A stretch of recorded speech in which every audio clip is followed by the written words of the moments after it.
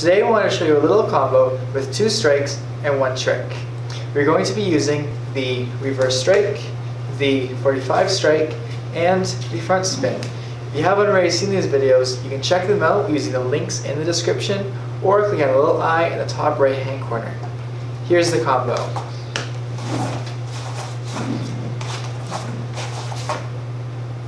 And here's what you're going to do. You're going to start in a right foot forward, right hand reverse strike position. You're going to start doing a reverse strike. Once you uncorkscrew yourself, you're going to let go with that right hand. Then you're going to step over with the right so you're facing the back. You're going to continue the overhead or front spin motion so that your hands are back behind your back. You're going to take the left foot, put it behind, twist out, do your front spin, back behind the back as you step over again with the right foot.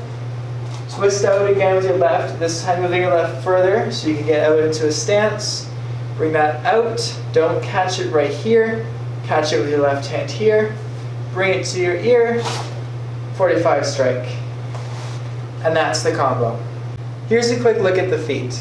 You start with your right foot forward in your front stance position. You step over with your right foot so you're facing the back.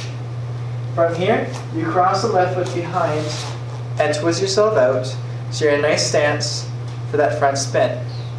Then do the same thing, right over, right cross, but this time you step out so you can uncorkscrew into a front stance facing the 45, comes out, punch. To review, you bring the bow out of your reverse strike and do 1 spin, bring the bow behind your back as you do so, you do your front spin, you do your second spin, bring the bow out, catch it, 45 strike.